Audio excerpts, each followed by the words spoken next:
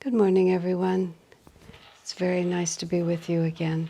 We're working with our guidelines for members of the Ananda Sevaka order, which we're calling the Ananda Way of Life. Today is Monday, and this is the day that I talk to you a little bit, just for a moment, about the need to support the mission of the Masters, which is the name that we've come up with for describing the work that I'm doing. You can join through Patreon, which is this wonderful website that allows creative people to find sponsors and supporters. You're welcome to join through there. You can also contribute directly by going to ashajoy.org, which is my website. There's instructions there on how to help support financially if you would like to. Also, if you would subscribe to the YouTube channel, that has a very positive effect on how we're able to reach people. And for all these things, I'm just so honored to be able to be sharing with you in this wonderful effort to bring light to the world. And as we'll talk about this, the Ananda Way of Life is fundamentally tied to serving our fellow man and being instruments for the divine light. So let us do this together. Let's begin now with a prayer. Heavenly Father, Divine Mother, friend, beloved God, Jesus Christ, Babaji Krishna, Lahiri Mahashaya, Swami Sri Yukteswar, beloved Master Paramhansa Yogananda, saints of all religions, humbly we bow to you all. Help us to lift our consciousness above the ordinary, to live in this world with a constant awareness of your divine friendship ever present in our hearts, ever guiding our thoughts and feelings in everything. Help us to live up to the great promise of this incarnation and not become lost or dismayed by the effort required and by the enormous discipline and self-honesty that is needed to live in this world as you intend. We are your children. Bless us always. Om. Peace. Amen. Well, we've been working our way. We've just started working our way through this little printed booklet, which I think I told you it's 13 articles. Is that what I said? 16 articles. And so we're in the middle of article number 1, which is called Membership Defined, with the little subhead, Who Are We and What is Ananda? And as I've given it the context already. This is specifically for those who live in community, the guidelines for living, but the actual guidelines apply to anyone who feels that living for God is an important priority in our lives. So we're halfway through this membership defined, and where we are now is in the 3rd paragraph. Our lives are offered in openness as channels to the divine light, in order that, by loving cooperation with God's grace, His light through us may expand its influence on earth.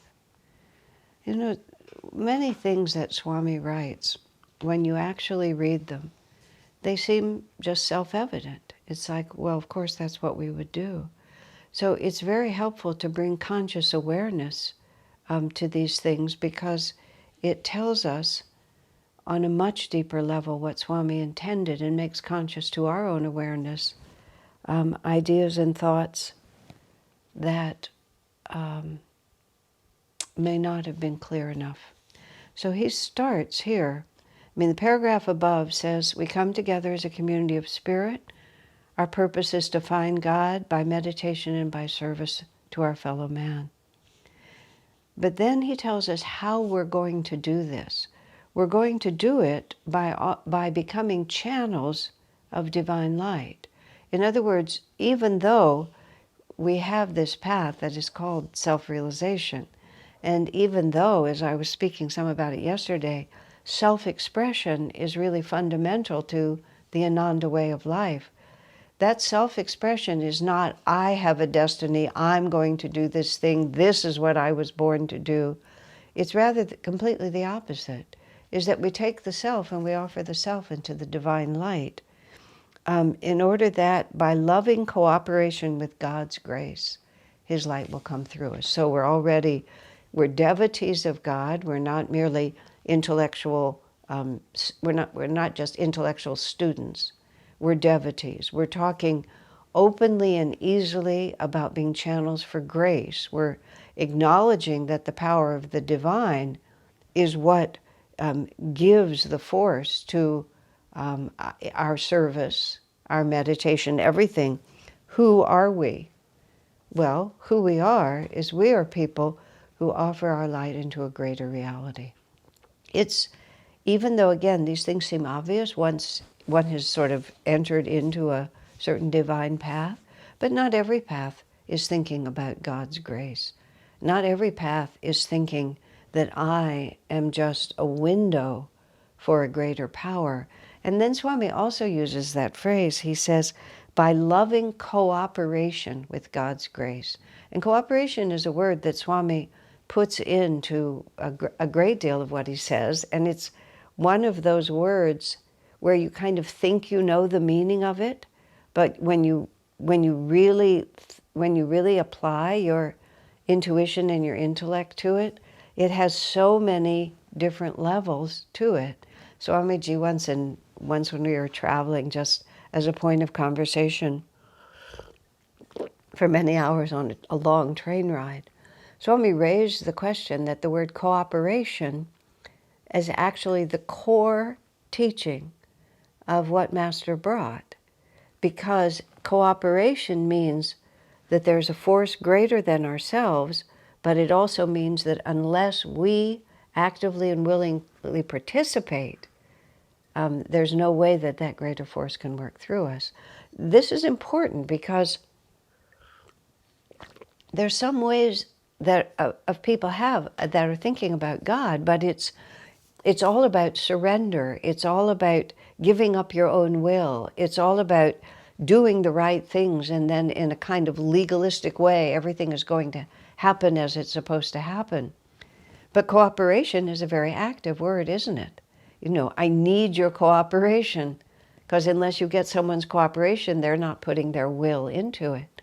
So we make the commitment that we will cooperate with God's grace, and therefore, right from the start, this is not a passive involvement.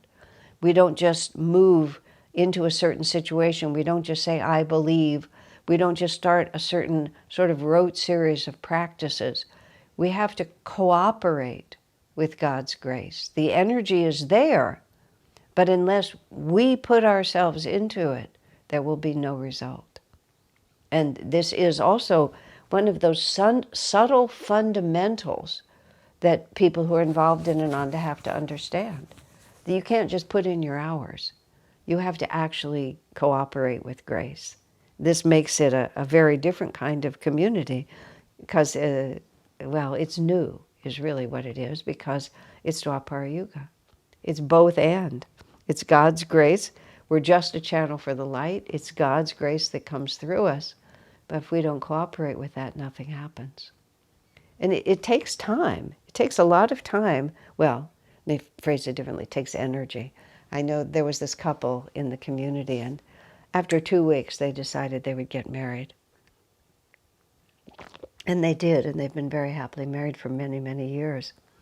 And Swami, they said, I know this is Swami, they said, sir, we know this sounds, you know, very quick. They said, but it doesn't feel quick to us. And Swamiji said, good decisions don't really take time. They just take energy. And he said, many people require time in order to put out enough energy. But it's the energy that makes things work. It's not the passage of time. So what I was saying about starting to say was, sometimes people live at Ananda for a long time, or a part of Ananda for a long time, and it takes them a while to understand, in some cases, why it isn't working. And I'm reminded in this sense of a story that Swami would tell about a disciple's conversation with Master. And Master wanted the disciple to reform himself in certain ways because he had a habit of being very light-minded. he would make too many jokes when it wasn't appropriate and keep everybody distracted from a deeper purpose. And Master was scolding the disciple, and the disciple said, I want to change, sir, but how can I change without your grace? And Master, with great strength, responded. He said, God's grace is there, my grace is there. It's your grace that's lacking, which is, it's all there for you to accept, but you're not attuning yourself. You're not using your own willpower in the right way to create transformation. It's a very, very important point, and Swami puts it right here in the Who Are We? And that we're instruments of light, and our goal is to spread light in the world. That also defines who we are as a community. We are not cut off from concern for this world. We are followers, we are devotees of a line of great avatars that have returned again and again in order to help uplift this world and move it forward in the way that Divine Mother would have it move. And our job is to help that. Help that not as important individuals in ourselves, not as this is my destiny to make it happen, but it's important that Divine Light has instruments. Swami has made the comment on multiple occasions that many things God would give to this world, but is unable to for lack of a willing human instrument. So the willing human instrument is, this is me. This is what I'm going to do. I'm going to open myself. I'm going to offer myself. I'm going to be a channel so that there will be more light in the world. It becomes very simple then, actually. Spiritual path becomes very simple. I'm here to share the light, to attune myself to it, to cooperate with it, and to share it. I used to say early on in the years of Ananda especially, but it's been true all the way through, people would be concerned about their own position. What am I going to accomplish? What is my career? And so on. I used to think of it as that we had one career, all of us, and that career was to make Ananda an instrument of light into the world. And it really didn't matter where you were in that flow, as long as everything we did in such a way as to increase the influence of light in the world, because that's who we are. And Swami puts it right here. We're renunciates, we're a community of spirit, we're here to cooperate with divine grace in order to bring more light into the world. However, he says, I love this, our goal is not to create heaven on earth, but only to reflect it here. For we realize that matter can never be more than an imperfect medium for the expression of divine realities. That's a very important point. Our goal is not to create heaven on earth, but only to bring heavenly qualities to earth, to reflect the qualities of heaven here. For matter can never be more than an imperfect medium. Now, this is also an enormously important point that helps set Ananda apart from many other communities. One of the other very notable and successful communities in the world, and we sort of all grew up together. It's a community called Findhorn in Scotland. And Findhorn got a lot of attention through this wonderful book that was written about the extraordinary work that they do with the nature devas and how they could grow giant cauliflowers in the snow and sort of all sorts of marvelous things. And they're a wonderful community. And the leader of their community, the founder of their community, was a man named Peter Findhorn and his wife, and a woman named Eileen. Eileen Caddy was his wife, and forgive me, but I can't quite remember her name, but another woman and a small group. They were a group that worked hard to start that community. The other name will come to me and I'll offer it, but Peter Caddy's passed away now, and but there was a point, and this would have been in the early 80s, when there was a big conference on communities in the state of Oregon, and I went representing Ananda. As it happened, Peter Caddy was there.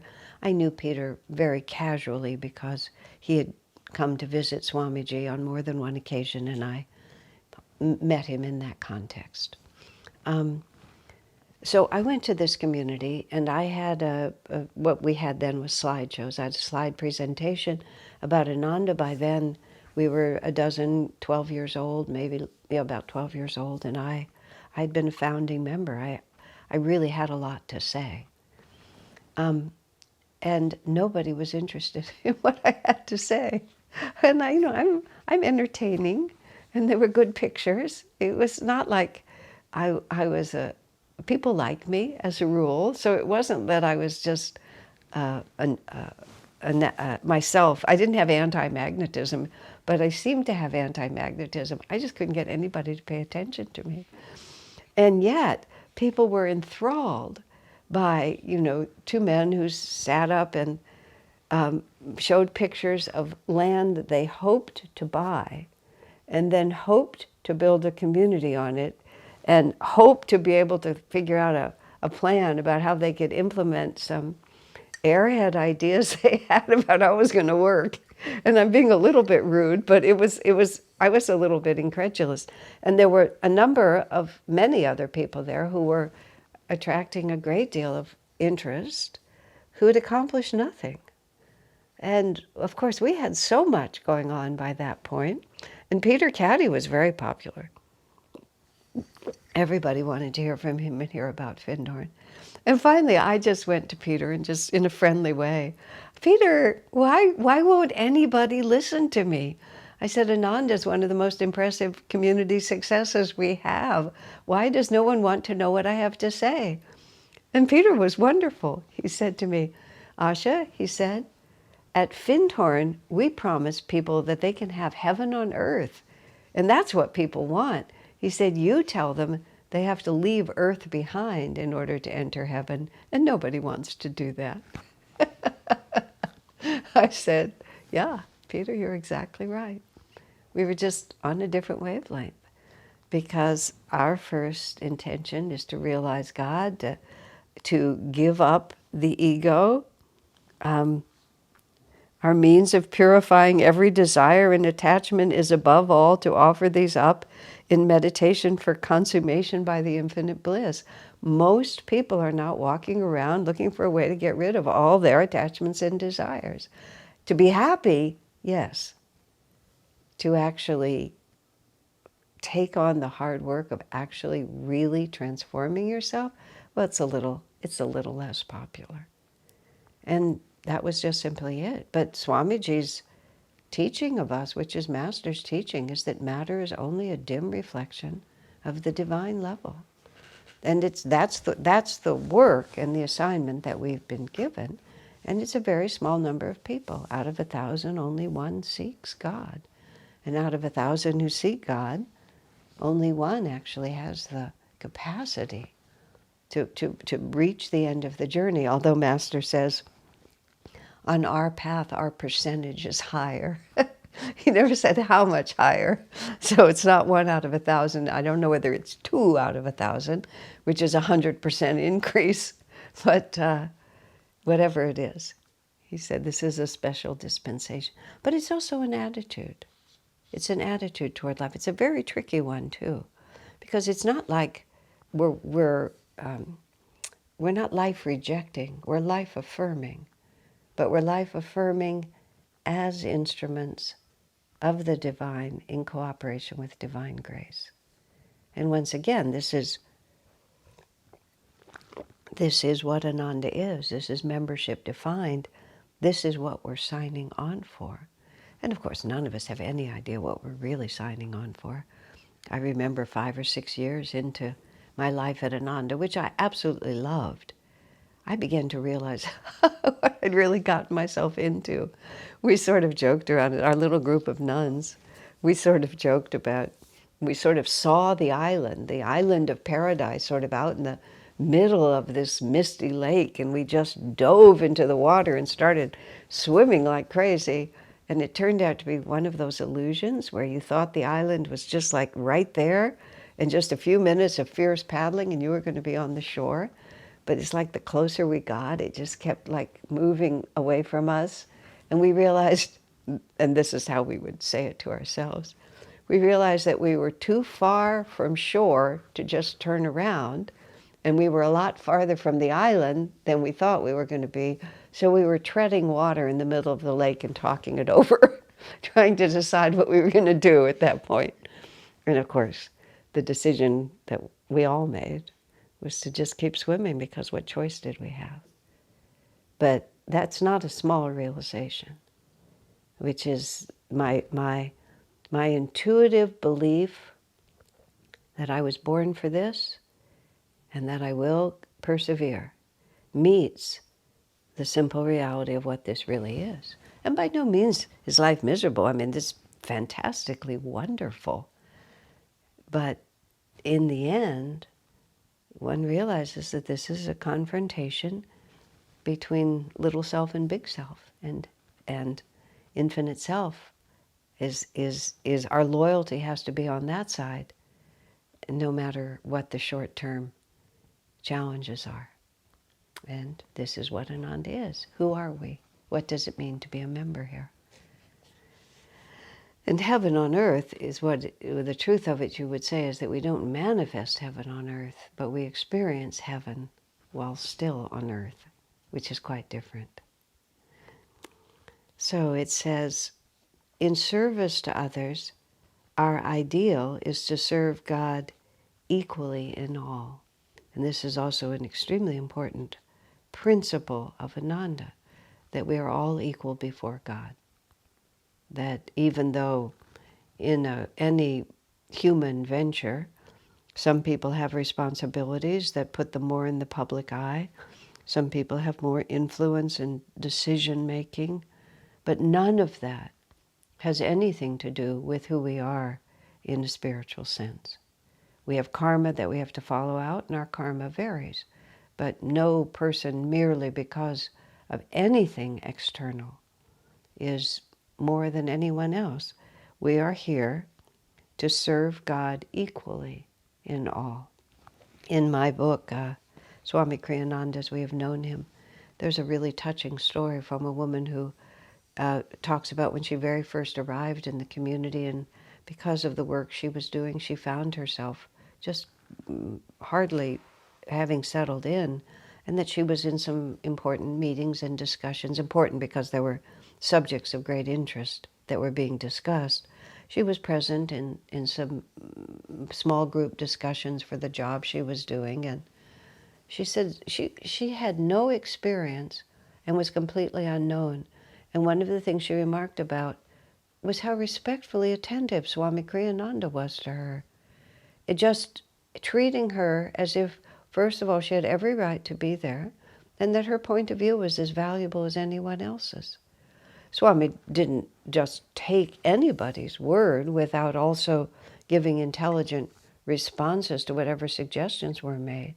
But he was genuinely interested in her perspective and genuinely respectable and grateful by her contribution. And this is typical because we're here to serve God equally in all. One of the characteristics of Swami that I saw was he respected everyone. The clerk in the store, the taxi driver, the person he ran into in a coffee shop or a bookstore. His prayer was always the same. How can I serve? And how can I serve the God in you? Not just go along with your egoic preferences, because Swami didn't waste his energy when there was no receptivity. He wasn't trying to make heaven on earth. This place is a compromise. And, he could respect everyone as a child of God, and he would serve those that he could serve in the way that he had to serve, which is to help them to uplift their consciousness, to be an instrument of light into the world. So that, again, is part of what Swami is saying. We're not here just to convert people to our path and then save them. I mean, there's a whole, Christian theology that you go out and you give people the opportunity to become saved by Jesus Christ. And then once they're saved by Jesus Christ, you go on to the next group of heathen. We don't have any of those. It's just our job is to serve God equally in all. We are all children of God, and we're here to do whatever we can to help. So it always keeps the heart open. It always says, how can I serve? And lastly, the last paragraph. In meditation, our ideal is to set aside the ego and to allow the divine consciousness to penetrate into every corner of our beings. There was a woman who came to our church, and she came to a few Sunday services, and then she came up to me afterwards, and she was a little unsure, and I actually think she didn't come back. She said, I've been to a lot of churches and New Age places, as they were called. She says, I've heard a lot of people talk about overcoming the ego, but I'm beginning to think you all actually mean it.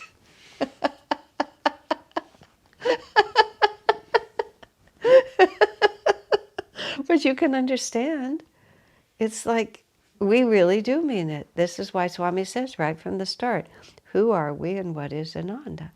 Our goal in meditation is to set aside the ego. Self-realization is not making the ego perfect. It's to surrender it altogether and to shift our identity, I mean literally metaphysically, from the medulla, which is where that's the individuality identified with the body and its limitations, to the spiritual eye, where individuality is identified with the infinite. It's a very short distance when you touch your forehead and touch your medulla. It's less than a foot in most people. But it's a complete revolution of consciousness. And that's precisely what's being asked. What is the Ananda way of life? We don't meditate just to become mindful or to become a little calmer or to develop our powers of affirmation. I mean, all those things may happen. We meditate in order to transfer our self-definition from limited ego to Christ consciousness, to infinity. And this is like, what is the definition of Ananda? We're renunciates, in the sense that we are here to overcome our ego identity, to sublimate our ego identity by expanding it to the universal. Sublimate means to put aside a lesser commitment to embrace a higher one. And that's also how it's understood. It's not that the ego is the enemy or is awful. It's just gradually our commitment to the ego is sublimated. It's put aside for our commitment to a higher reality. And we meditate with God realization as the goal. Many people these days meditate. But to meditate with God realization as the goal, and what that means is that we we release our limited identity and embrace infinity. Not because that'll make the world perfect by any means, but that will then allow us to be instruments of light, to bring that light into the world and to serve. And fundamental, we bring the light into the world in service to our fellow man. This is the definition of Ananda. This is who we are. And for all those who find this ideal of life as thrilling as some of us do, then all are welcome. God bless you.